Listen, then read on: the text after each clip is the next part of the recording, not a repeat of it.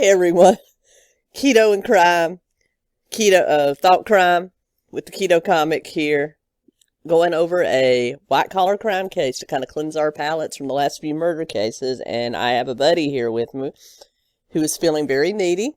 This is Wild. I know you've met her before. She's Wild the Crime Cat. She is cool, so she just climbed up here to film my intro with me. So I thought you guys might enjoy that. I'm a real person. I got family and pets and weird idiosyncrasies just like everyone else. But today we're going to be going over the Fen Phen scam. For those of you that were in their teens and 20s in the 90s like me, you may remember the diet pills Redux and Fen Phen.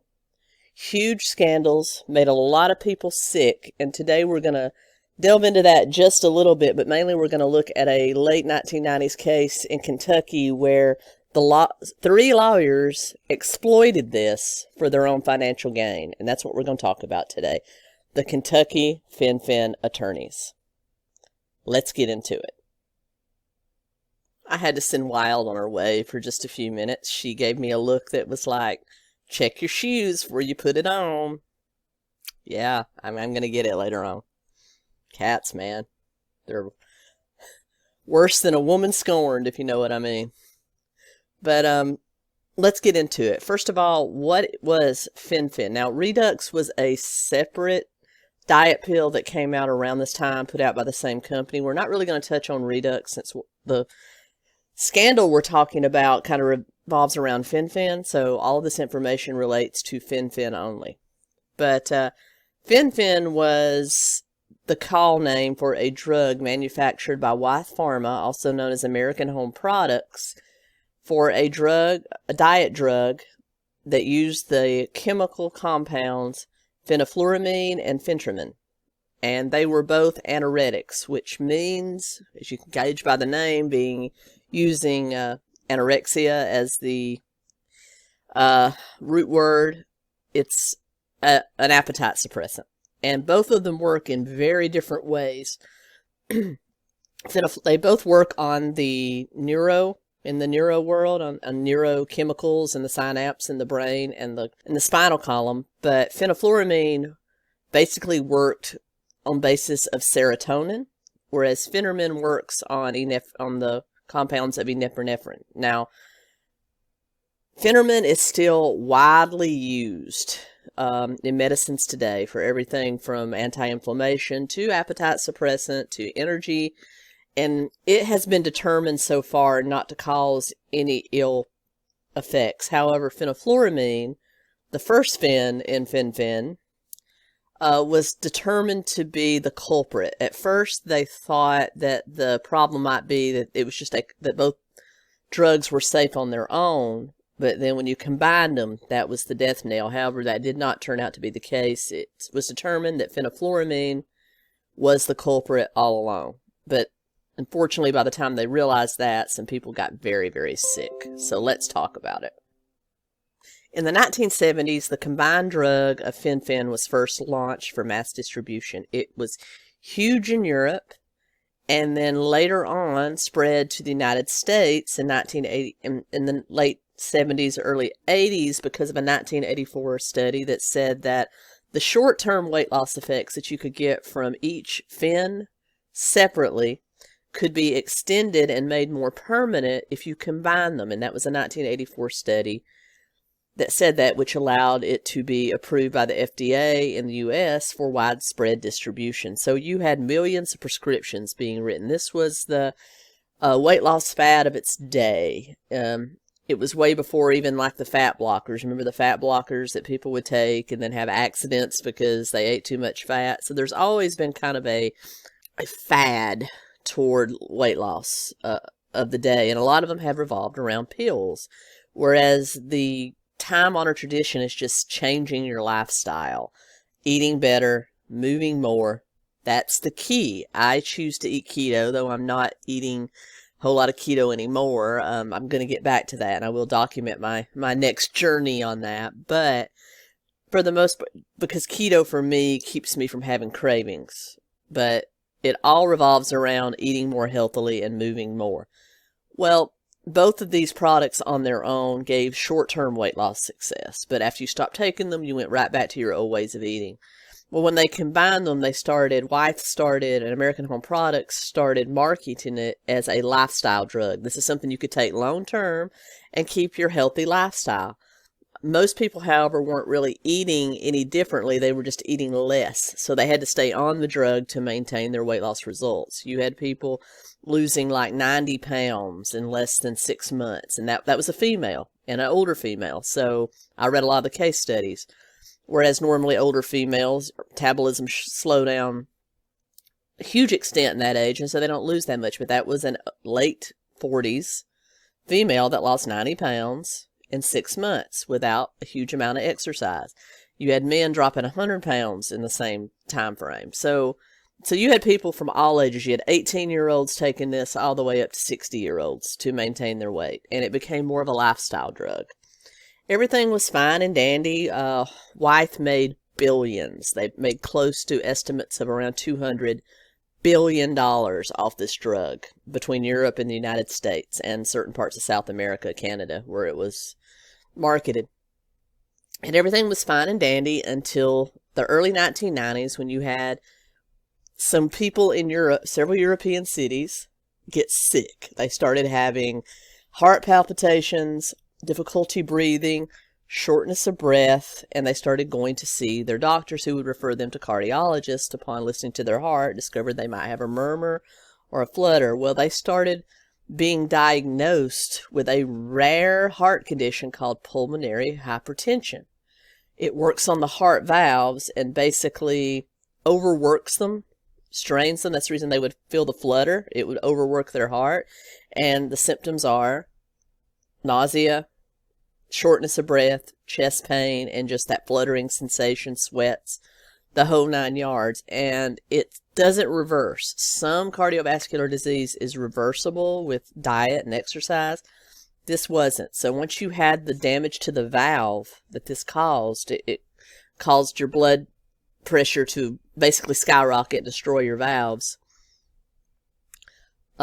There's no going back. The only treatment is to manage the symptoms until your heart becomes so weak that you die, or to get a valve replacement. So that's it. That's it.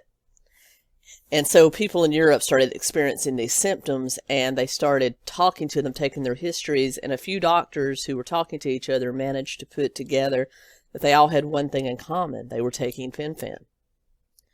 So Europe started to put some heavy bans on it, but unfortunately that didn't carry over into the United States, and you had people in the United States taking it until the late 90s. And then 1996, you had a 20-year-old in Boston that came down with pulmonary hypertension and died in 1997. After that, people started taking a closer look, and it was determined that it was causing the same kind of damage here, because of course, why wouldn't it?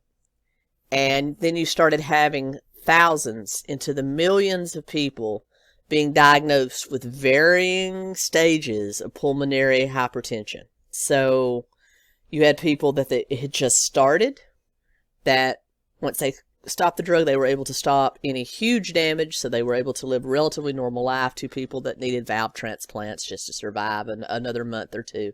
So you had varying cases. In fact, one gentleman said that because insurance would not pay for the drug. Most insurance won't pay for weight loss drugs unless you're morbidly obese.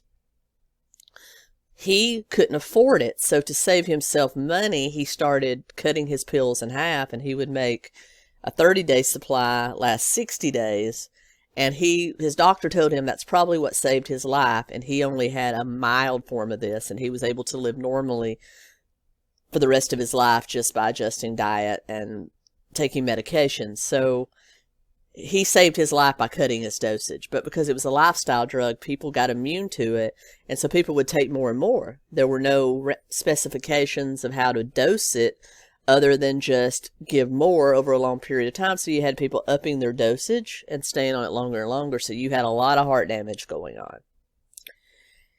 And post-1997 was a bad time for Wyeth Pharma and American Home Products. They got sued.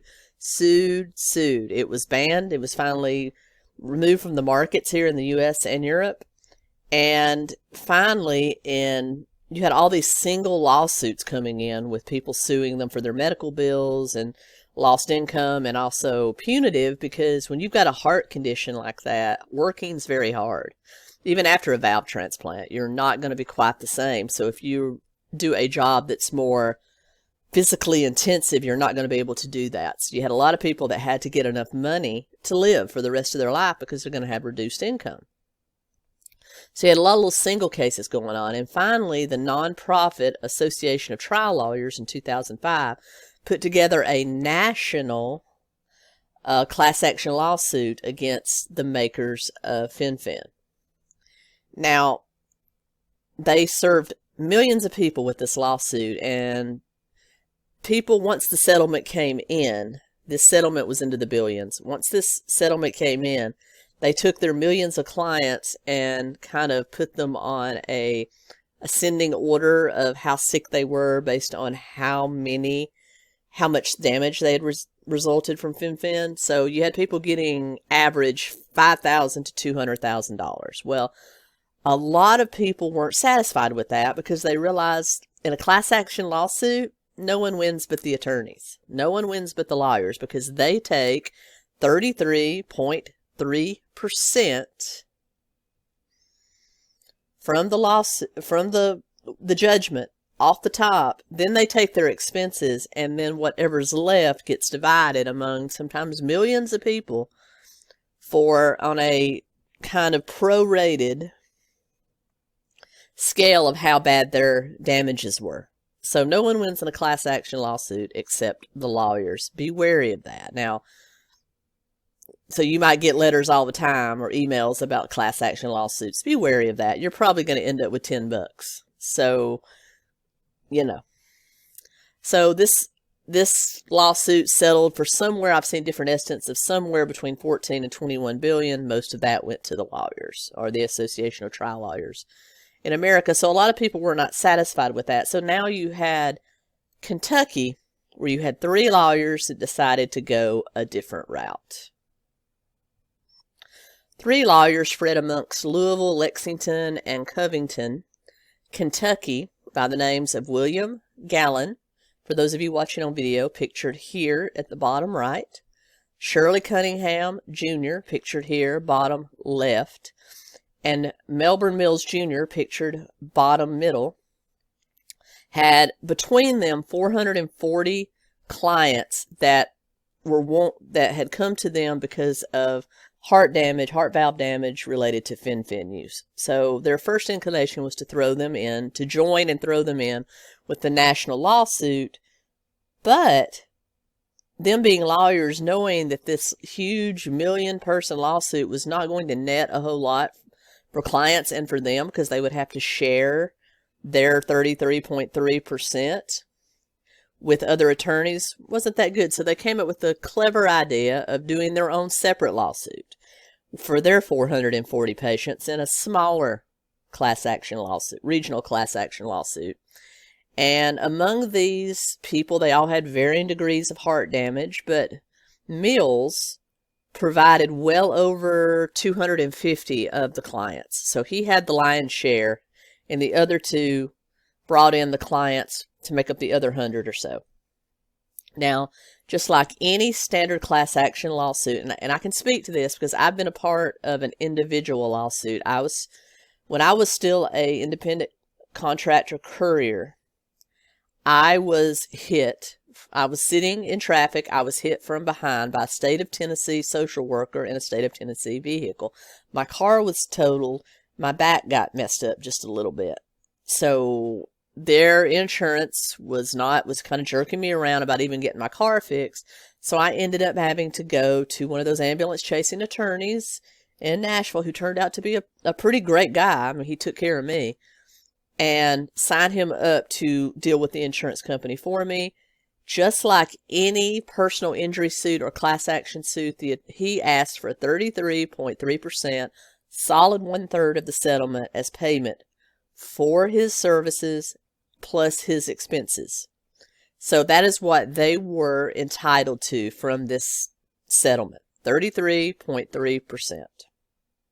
Now, Mills was an alcoholic, a raging alcoholic, and spent most of his time drunk. Everyone would say in his law office that he was sometimes drunk by 10:30 a.m. So basically with him, he kind of took a back seat to this and let Cunningham and Gallion kind of run the suit. And so what happened was they finally settled with Fen Phen and Fen Phen's liability insurance for somewhere in the neighborhood of $200 million. Now, this was going to be spread after they take their 33.3% plus expenses off the top amongst 440 patients in a varying sliding scale. However, what Cunningham and Gallion did, and I'm still not so sure Mills didn't know about it, but this is how it eventually turned out, they actually told Mills that the settlement was only $150 million. So they sent a chunk of money to him. Remember, he provided over 250 of the clients. They sent him his cut of a reduced amount to spread among his clients. They took the rest, but instead of only taking 33.3% plus expenses, which would have netted them about $66 million plus their expensive, which if you divide it among the three lawyers, that's $20 million, plus they're getting their expenses, so that's profit. But they ended up keeping about 75%, some estimates say 90%, but 75% of the settlement for themselves. Now, Mills knew about that. I don't care what you say. He might not have known that the full settlement was $200 million, but he definitely knew he was keeping more than 33.3% in expenses. So you had people starting to wonder when they were asked to come in saying the case had settled. They sealed all the records. They never let anyone see how much the actual settlement was for. They told every client basically a different number, and they would present them with a cut that was drastically reduced from what they should have been sent. One lady, that damages should have been somewhere in the neighborhood of $225,000 because she could no longer work. She was offered $75,000, and she had to retire early because she could no longer do her job as a nurse because of the physical activity.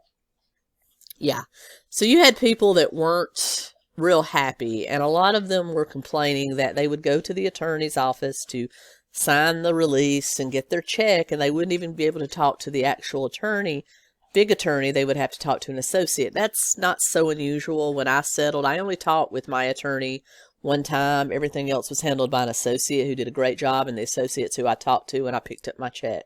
And I didn't get rich off that by any means. I got my car fixed, and I got about $1,500 for lost wages and stuff. But after he took his cut. But, so that's not so unusual. But what was unusual is the way that they were spoken to. I could tell everyone about my settlement. No problem. There was no NDA. They were told that they could not tell anyone. If anyone found out about how much they received or how much the settlement was for, they were all told a different number, then American Home Products and Y Pharma could come back and sue them or even have them arrested and thrown in jail. That's not normal. That's not true. But they did that to simply keep the settlement out of the public eye so that people wouldn't know that they were scamming these people. Now, that didn't sit well with some people. You finally had some people that did mention their settlements to their spouses and other people, and they said, that doesn't sound right. That doesn't sound right at all. All along, these attorneys who ended up taking, probably a $50 million cut each, were going to the Kentucky Derby. They were buying houses. They were flaunting their wealth in the faces of people that were now permanently disabled that had gotten a pittance compared to what they should have gotten. One woman that had been in the hospital with a valve replacement for 6 weeks got $24,000. That doesn't even touch the medical bills, not to mention living expenses, medicine. Yeah, it's bad. It's bad. So finally you had some people some of these clients go to another attorney and ask advice on what to do, she started to poke around a little bit. She got no help from these attorneys. In fact, the associates and paralegals in these attorneys' offices were told to start shredding documents relating to this case. Finally, when the heat turned up, these attorneys actually all of a sudden dumped money from their personal accounts to the tune of about $60 million. Now, this was mainly Shirley Cunningham and Gallion. Dumped $60 million back into the settlement fund. Went to a judge and said, hey, we held some money in reserve because we were scared that more people would come forward. Now, that's BS. In a class action lawsuit, the company pays a certain amount of money to settle claims of a whole list of clients. So if any more had come forward, they would have to file a separate claim. There was no need to hold any money in escrow. So that was a lie, but that's what they said, that they had kept $60 million in reserve, and they went to a judge and told him and said, we'd like permission to do a second disbursement to our clients. Of course, the judge says yes, but he questioned it and actually put some investigators on it. This is when the district attorneys got involved. So you had these clients getting called back into the attorney's offices and offered another settlement somewhere between $5,000 and $10,000 is what these people were offered. But the contract they signed had a stipulation that they would like to hold some of the money for a charitable organization called the Kentucky Association for Healthful Living to help people with general health problems. Now, some of the patients were fine with this. Others questioned it. They're like, how much are you holding back? And they were always told, we're holding back just a very little. It's not going to make more than $20 difference in anybody's settlement. Turns out they withheld $20 million from that additional $60 million. So they only returned $40 million back to their clients. And they kept that $20 million in this fake nonprofit, and all three of them took a salary from it, $5,000 a month plus expense accounts, just flaunting it in the faces of everyone. Well, finally, the district attorney investigated it. It all came unraveled, and by 2001, all of them were charged with fraud, insurance fraud, wire fraud, and basically fraud when relating to legal services. 2001, in the Boone County Circuit Court, a civil case was filed, also against the three attorneys, and the first to go on trial was Mills. He was both put in front of the federal prosecutor and the civil suit, but his defense was that he was drunk this entire time and had no idea that this was going on. Maybe he didn't know that it was a $200 million settlement instead of $150, but I believe he knew full well they were getting way too much money from this case. However, as this next clip will show, he walked on the basis of that defense. 7-year-old Melbourne Mills walked out of the Boone County Jail at noon Tuesday a free man. At his side was his girlfriend of 8 years, Darlene Law. We got the greatest court system in the world. This is the greatest country in the world with the greatest court system. I'm looking forward to getting back into it. Shortly after the verdict was read in Covington, Law cried tears of joy at the end of an 11-month ordeal. I knew all along he wasn't guilty. I supported him every way, every step. I just knew he wasn't guilty. Lexington attorney Jim Shuffett defended Mills during the 2-month trial. Very pleased, and I think the jury did the right thing. Shuffett acknowledged that the eyes of the legal world were on the case of Mills plus co-defendants Shirley Cunningham and William Gallion. Yet he said the legal profession was not on trial. We know that a lot of people don't like lawyers. That was one of the worst problems we had in this case. And that's why the judge's wisdom in letting us have the questionnaire was very important, where we could pick out those who did not like lawyers. The case took a number of strange twists, including having noted attorney Stan Chesley testify. Shuffett said that Chesley's testimony was probably the most vivid and damaging that prosecutors presented. Well, there were a whole lot of areas, but everything that Mr. Gallion thought he was doing right, Mr. Chesley said he was doing wrong. So that's where they're hung up.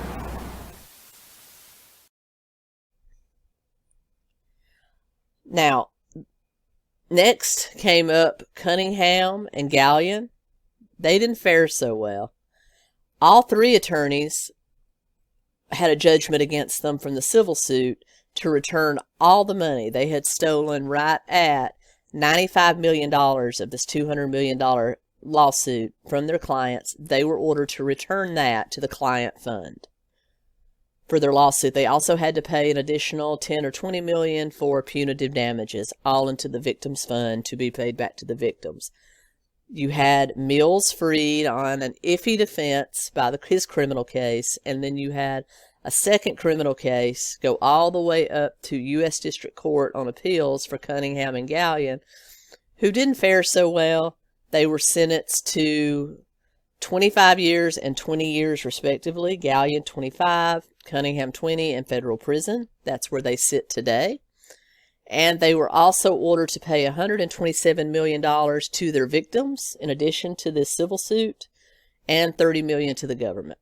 So what the result is, they're in prison. All three of them are bankrupt. They said that a few of them even had to hire public defenders to take on their appeals because they didn't have money. They're now destitute. So, yeah, everything was seized and sold and used to pay back as much as they could to those victims. And the victims did get an additional distribution from that fund, although they didn't get the full amount because once they sold everything, it didn't quite come to that, but it was a good start, and the victims each got an additional distribution. So I can only hope they were made as whole as they could be. And there you have it, the Kentucky Fen Phen attorney scam. They took an already bad situation with a drug that was hurting people and made it even worse. Greed will do funny things to you, won't it? Anyway, that's the story. That's what I'm sticking to, and I hope you enjoyed it.